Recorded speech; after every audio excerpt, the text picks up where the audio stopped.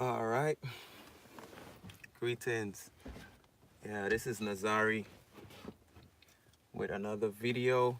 Basically, this video I want to touch on a topic that often goes unlooked, or not discussed. So, we're going to talk about wine and drinking strong drinks. Excuse me. Yeah, from a biblical perspective. Okay, so that's what the topic is going to be. And I'm going to be presenting scriptures to prove and show that we are not supposed to consume wine, alcohol, strong drink, mixed drinks, whatever, however you want to look at it.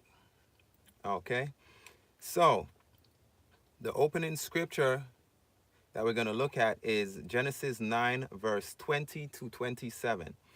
So I'm going to talk about a story where, after the flood, Noah went and he planted a vineyard and so forth, and then he drank from the wine and he got drunk. So this is the first appearance of where wine is discussed in the scriptures, right? So in Genesis chapter 9, verse 20 to 27, it says, "And Noah began to be a husbandman, and he planted a vineyard, and he drank of the wine, and was drunken, and he was uncovered within his tent. And Ham, the father of Canaan, saw the nakedness of his father, and told his two children without. And Shem and Japheth took a garment and laid it upon both their shoulders, and went backward, and covered the nakedness of their father. And their faces were backwards, and they saw not their father's nakedness. And Noah awoke from his wine, and knew what his younger son had done unto him. And he said, Cursed be Canaan, a servant of servants shall he be unto his brethren. And he said, Blessed be the power of Shem, and Canaan shall be his servant. The Most High shall enlarge Japheth, and he shall dwell in the tents of Shem, and Canaan shall be his servant." So, if you're familiar with this story, Noah went, he had his vineyard, he got some wine from the vineyard, he got drunk. Now, on top of him getting drunk from this wine, he was violated sexually by his grandson. Okay? I mean, this is the first appearance of wine. So this is how we need to gauge things and say, well, okay, what happened when these different situations took place?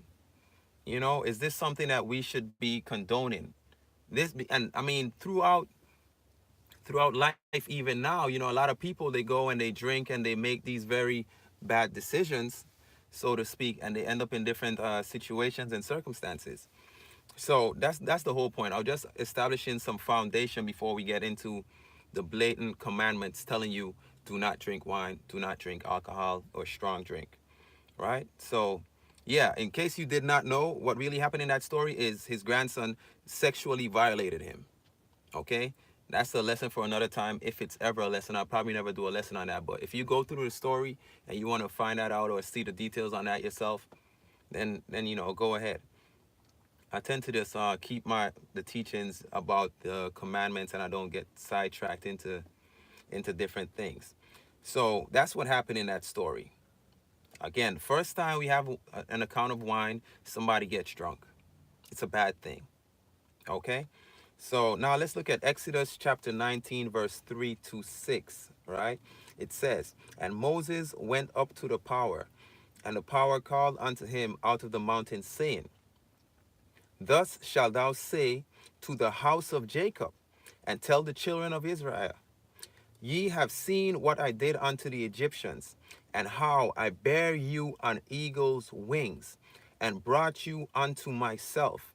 Now therefore, if ye will obey my voice indeed, and keep my covenant, then ye shall be a peculiar treasure unto me above all people. For all the earth is mine, and ye shall be unto me a kingdom of priests and a holy nation. These are the words which thou shalt speak unto the children of Israel. Okay, so I'm establishing some foundation before I get into this next scripture. So he's telling our people that, listen, you are going to be a nation of priests unto him. Okay, verse 6, Exodus chapter 19, verse 6 again. And ye shall be unto me a kingdom of priests and a holy nation. These are the words which thou shalt speak unto the children of Israel. Okay, so remember that. Now, Isaiah chapter 28, verse 7 to 8, it says, but they also have erred through wine. Okay, so they have erred through wine. What have they done? Erred. They have made a mistake.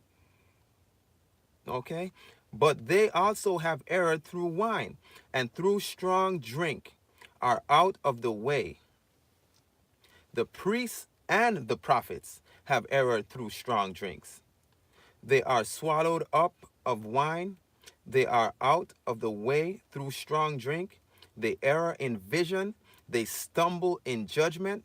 For all tables are full of vomit and filthiness, so that there is no place clean. Okay? So, according to the scriptures, these priests and these prophets have erred through wine. And are they doing that now?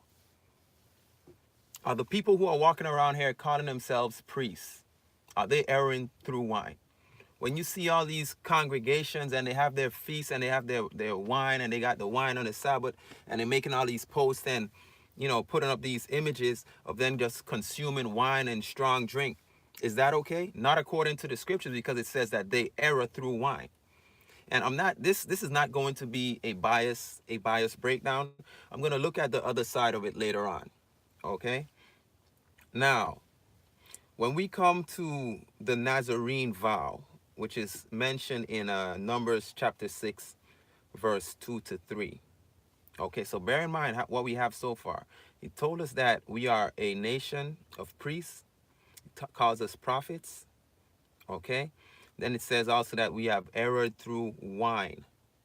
All right, now, so Nazarene vow, Numbers chapter 6, verse 2 to 3 is all I'm going to read from the Nazarene vow.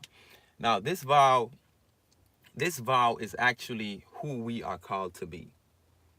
Okay, so I am not a Hebrew Israelite. I would never be a Hebrew Israelite. I do not subscribe to be a Hebrew Israelite.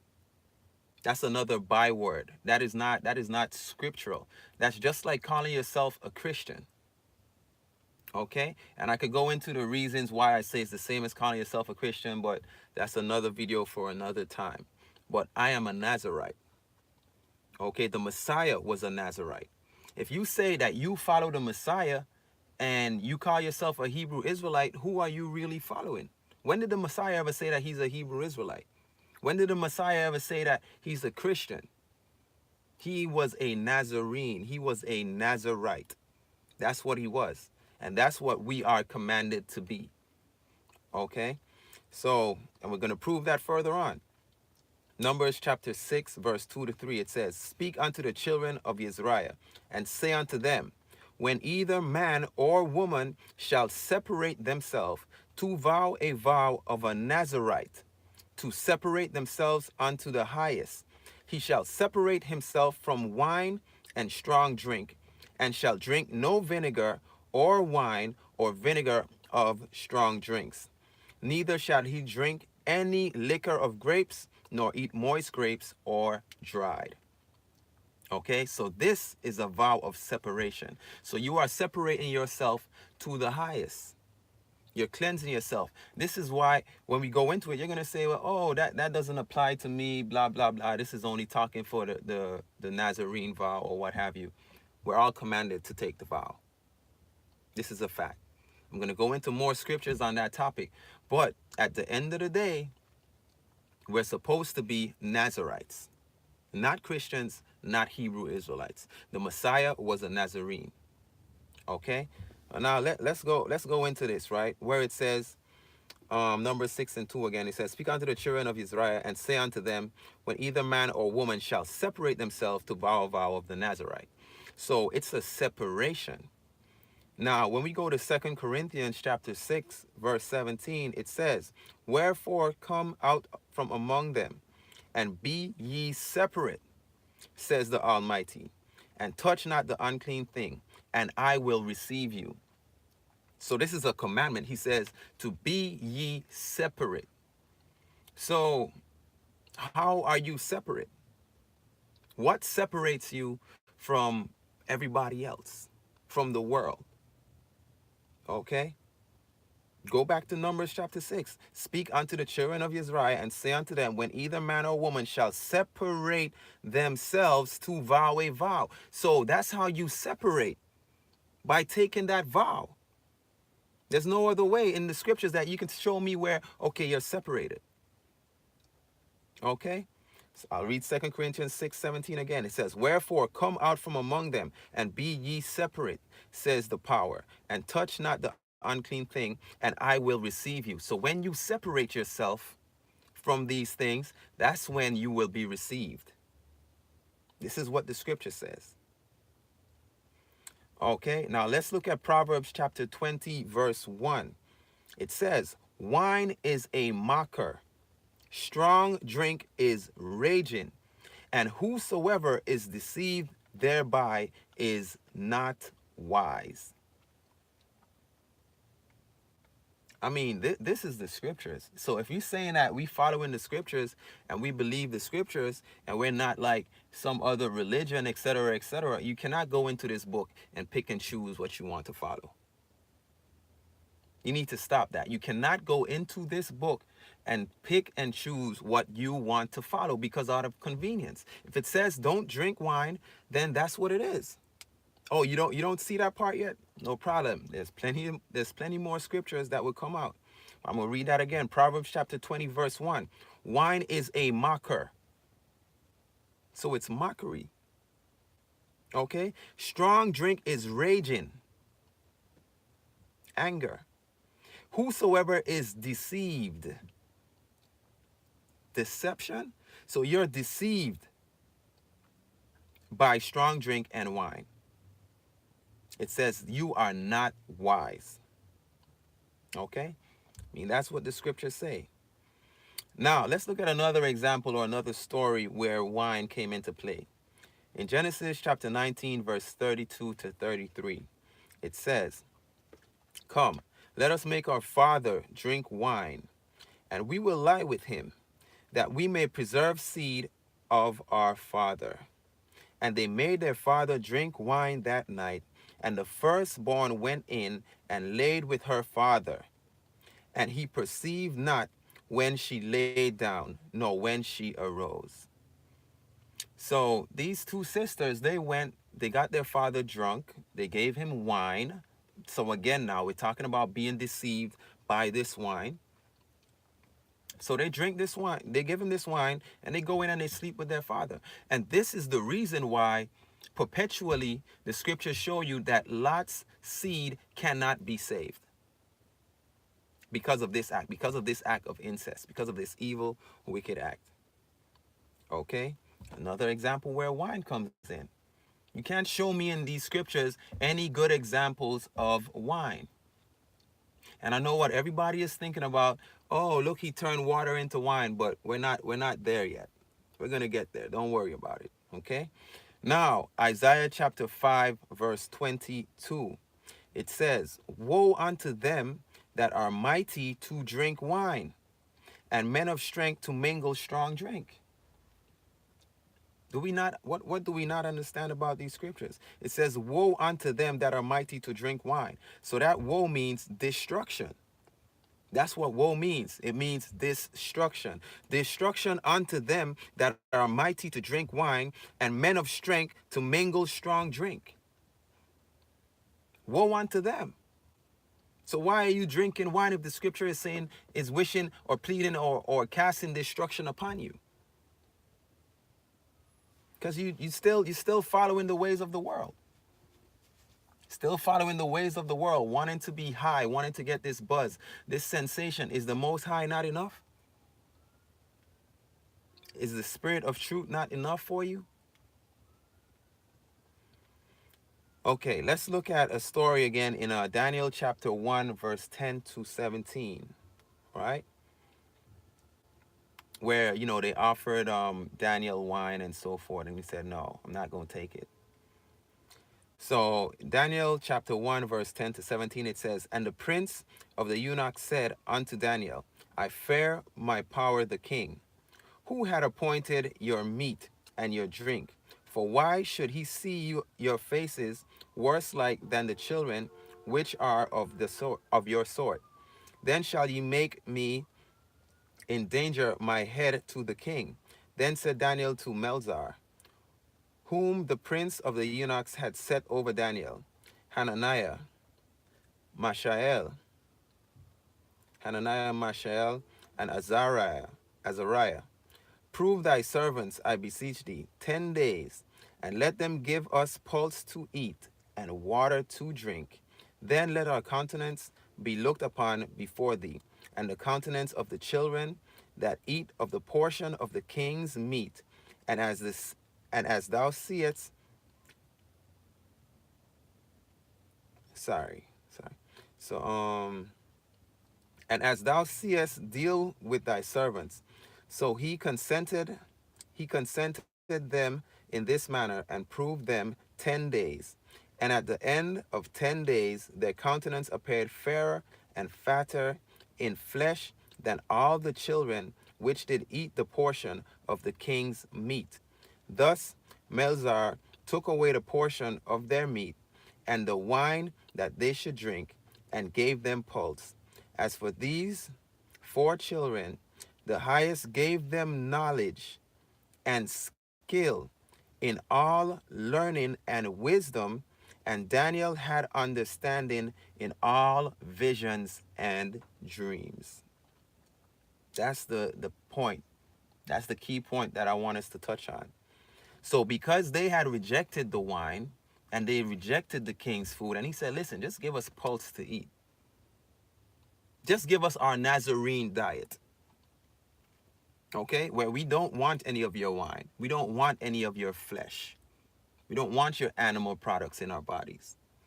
So what happened? It says, as for these 4 children, the power gave them knowledge and skill in all learning and wisdom.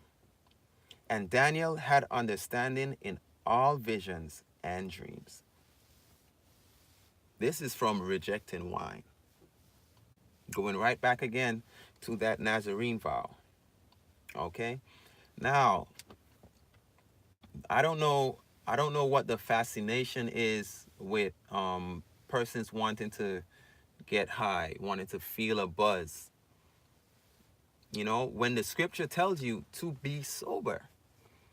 Being sober is a commandment. And this applies to weed also.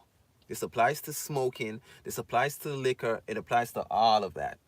But and of course I have scriptures and breakdown on smoking and so forth, but that's another video for another time. Okay? But being high, the scripture says to be ye therefore sober. So why are you constantly trying to feel high from these external entities? Okay?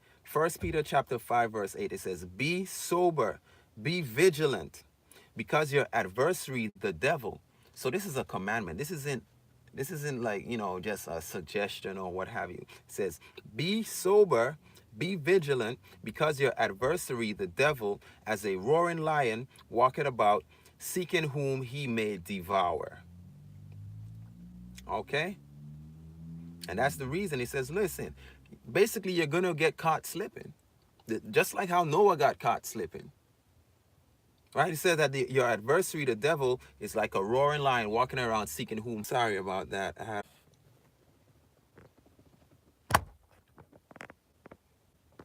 Okay. All right. Sorry about that. So now we're going to look at Titus chapter 2, verse 12. I think I'm good now. It says, teaching us that deny ungodliness and worldly lust, we should live soberly, righteously, and goodly in this present world. Okay? So it's telling us again to be sober. Now we have Proverbs chapter 31, verse 4 to 5. It says here, it is not for kings, O Lemuus, it is not for kings to drink wine, nor for princes to drink strong drink, lest they drink and forget the law and pervert the judgment of that they're a nation of priests. We're a royal priesthood, a nation of kings. Okay, so it is not for kings to drink wine or strong drink. Proverbs 31, verse 4 to 5. Okay, so with those scriptures on wine and so forth, let's look at the other side. Let's look at the other side of the argument for a moment, right? Now, when you hear the word wine, we have to understand a couple of things. Well, just one thing really. That just like anything in the scriptures, you have to look at the context. You have to look at the context of that word. Because one word, even as we know now, can have multiple meanings. One word carries multiple meanings. So you have to look at the context in which this information is coming forth. Okay, let's give some examples. Here in Leviticus chapter 23, verse 13, it says, and the meat offering thereof shall be two tenths deals of fine flour mingled with oil, an offering made by fire unto the power for a sweet savor, and a drink offering thereof shall be of wine, the fourth part of a hin. So now it's telling them that you're going to have an offering of wine, but when you go to the scriptures, the priests, they were not supposed to consume wine at all. So what offering is this talking about? It's talking about what we would term today as juice. It's not fermented juice. It's not wine. It's not liquor. Okay? It's talking about a drink offering, not alcohol. Whenever you see stuff where wine is being used in that context, you don't see anything about anybody getting drunk. Even when you look at the wedding that the Messiah was at, which was actually his own wedding. But when you look at that wedding, when he turned the water into wine, you don't see any recollection or any breakdown of anybody being drunk. And it doesn't even mention strong drink next to it. So when we see wine, and then it also often mentions strong drinks. So we know the difference. Let's get some more scriptures to break that down. 2 Kings 18, verse 32, it says, until I come and take you away to a land like your own land, a land of corn and wine, a land of bread and vineyards, a land of olive oil. Okay? So it says, until I come and take you away to a land of your own land, a land of corn and wine. So does wine, can you go to a land and just magically find wine? No. But you can go and you can find fig trees with juice in it. Naturally. For a land to have wine, it has to be fermented for you to actually get the wine. Right? So that's why I'm saying you got to look at context. It talks about wine. It doesn't say anything about, oh, a land of wine and strong drinks. No, it's talking about juice, as we term it. Now, Joel chapter 3, verse 18, it says, and it shall come to pass in that day that the mountains shall drop down new wine. The mountains shall drop down new wine. Is this alcohol? It says the mountains shall drop down new wine. This is not talking about any type of alcohol. Okay? Joel chapter 3, verse 18. It's again talking about juice. What's on a mountain? Trees. What do trees bear? Fruit. What falls from the tree? Fruit. Okay? It shall come to pass in that day that the mountains shall drop down new wine. A harvest. Okay, so that's what I'm saying. You have to look at the context of what we're reading. It does not mention anything about anybody getting drunk in these scriptures that's talking about wine. Again, I'll just reiterate that. Okay, now the next scripture we're going to look at is Songs of Solomon, chapter 8, verse 2. It says, I would lead thee and bring thee into my mother's house. Who would instruct me? I would cause thee to drink of spice wine, of the juice of my pomegranate. Okay, so now it's talking about spice wine. Spice wine of the juice of my pomegranate. Okay, so again, context is key. Because we could go, and obviously I didn't put every single scripture that's telling you not to drink wine in this breakdown and strong drink, but it's like this. People would go into the scriptures, right, and you would find 100 scriptures telling you don't do something, and then you'll find 3 scriptures that from your perspectives is telling you that you can do it, and you're going to go with the 3 instead of leaning towards the 100, because it suits what you want to accomplish. These scriptures are not telling you to drink alcohol, ever. It was never okay to do that. People just still want to be of the world. They want to be of the world. The scriptures tell us to be sober. You can't be sober with alcohol. And don't tell me about moderation and, oh, I know how much I could drink and blah, blah, blah. You're only fooling yourself when you say that. Okay? You're only fooling yourself. Now, let me look at Matthew chapter 2, verse 19 to 23.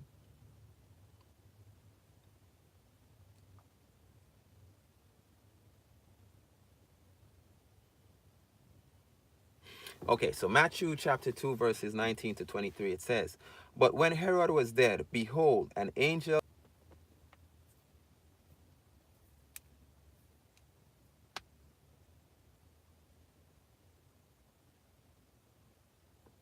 Okay, yeah, it was reconnecting. I guess I'm back.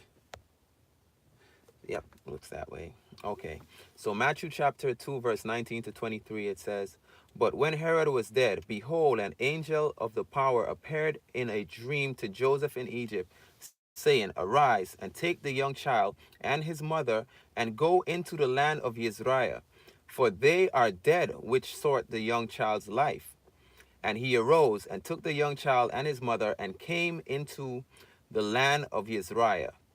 But when he heard that Archelaus did reign in Judea in the room of his father Herod, he was afraid to go thither.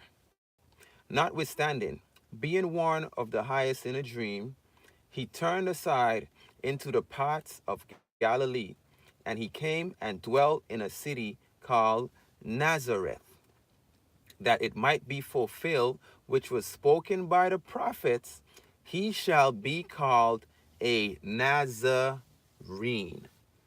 So the Messiah shall be called a Nazarene. So that's what I'm saying. He took the Nazarene vow. So if you're saying that you're following the Messiah and you're drinking wine, he didn't drink wine. He didn't drink alcohol. He didn't go to funerals. Okay? He didn't eat dead things. But let's go back and okay, so Mark chapter 15 verse 23, it says, And they gave him to drink wine mingled with myrrh, but he received it not. Okay, so they're mocking the Messiah. They're trying to give him wine. Why are they trying to give him wine? Because they know that he's a Nazarene and he's not supposed to have that. And what does it say? He received it not. He said, no, this is not okay. I am not going to drink this.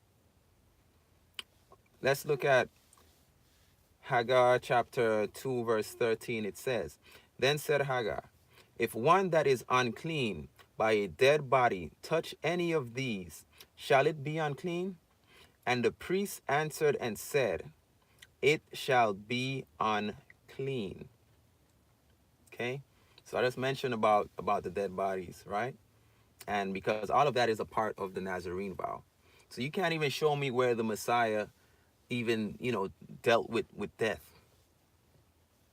You can't show that in the scripture. He shunned it. He didn't want to be around death. He didn't touch dead things, dead bodies. Okay? So again, it says in Haggai chapter 2, verse 13, if one that is unclean by a dead body touch any of these, shall it be unclean? And the priest answered and said, it shall be unclean. So don't even think about, oh, you're probably thinking about a time when, oh, the Messiah, he went and he raised someone from the dead. He said, Lazarus, come forth. He didn't go and touch him. Okay? He yelled out, he said, come forth. And that was enough. Okay? All of that is Nazarene vow. That Nazarene vow is all about that. Being separated. Okay? Now, Acts chapter 24, verse 5.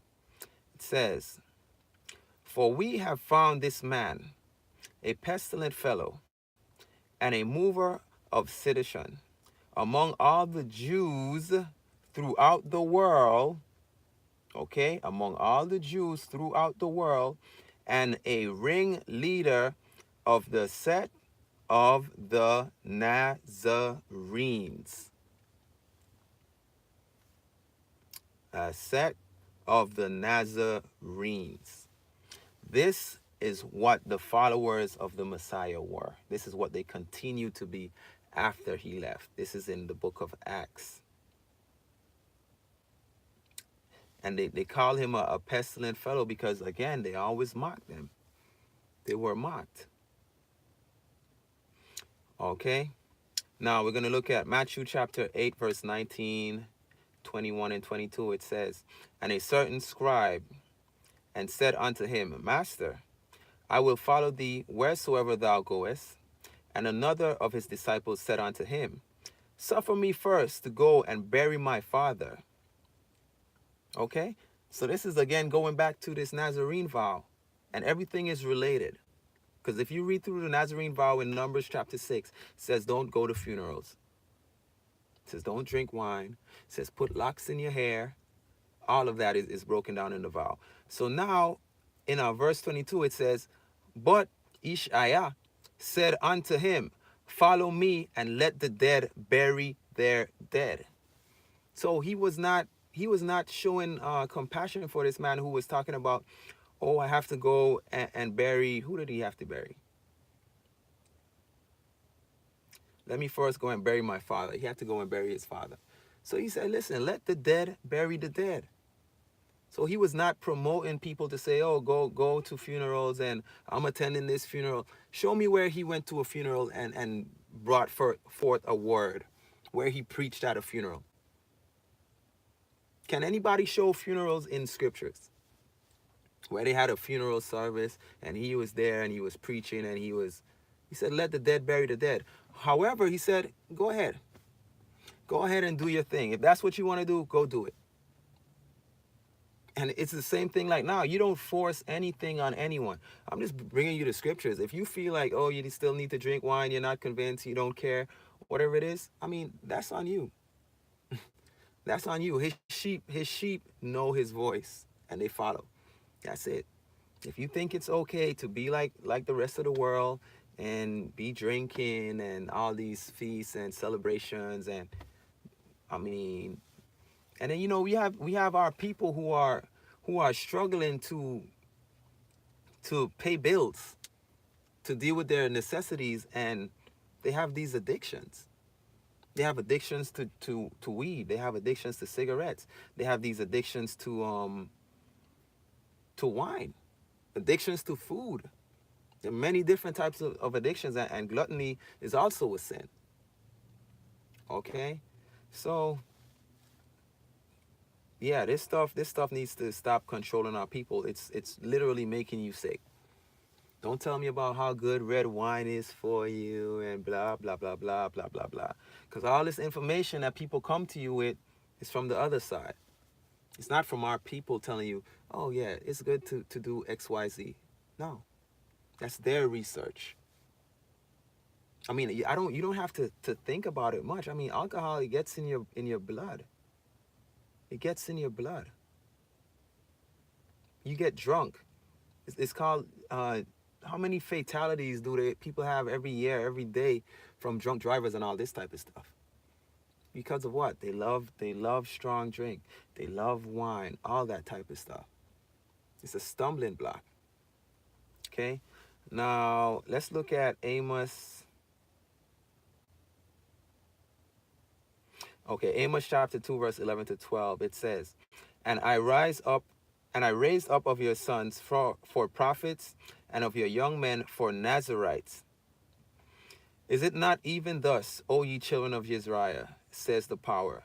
But ye gave the Nazarites wine to drink, and commanded the prophets, saying, Prophesy not. You hear that? He says that he raised up in Israel Nazarites, not Hebrew Israelites, not Christians, not Seventh-day Adventists, not J witnesses, none of that. Not Muslims, not whatever it is. He said he raised up Nazarites. Amos 2, verse 11 to 12. And I raised up of your sons for prophets, and of your young men for Nazarites. So they were not drinking wine. They were not drinking strong drink. Where are the Nazarites today? Everybody say they woke and they in the truth and they following this. The scriptures speak so much on the Nazarites, on the Nazarene vow. The Messiah was a Nazarite. Where are our Nazarites today? And everybody think that they woke and they waking up and they doing this and they doing that. Where are they? Because this is the people who he's looking for. He's not looking for Hebrew Israelites. He's not looking for Hebrew Israelites. He's looking for the Nazarites. John the Baptist was a Nazarite. Go look it up. And what did it say? Out of all the men born of women, there was nobody greater than John the Baptist. None. Samson was the strongest man recorded in scriptures. What was he? A Nazarite.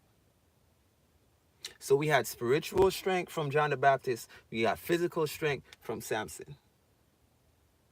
Nazarites.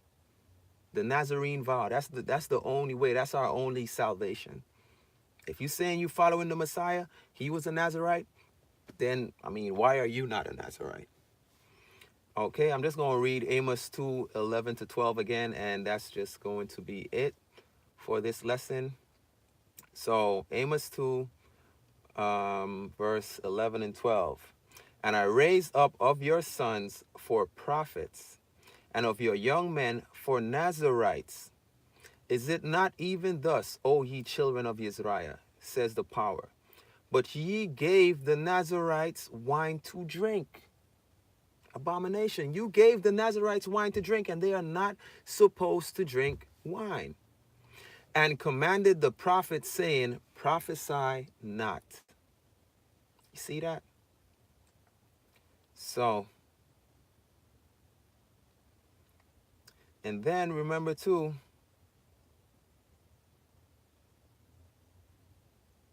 remember the scripture where we talked about how he would make us a nation of priests. So this priest that it's talking about is all of the nation of Israel. It's about us. So don't go saying, oh, that's only for the priests. That's only for the Nazarites. Okay, that would be you. All right, so that's it for this video. Peace.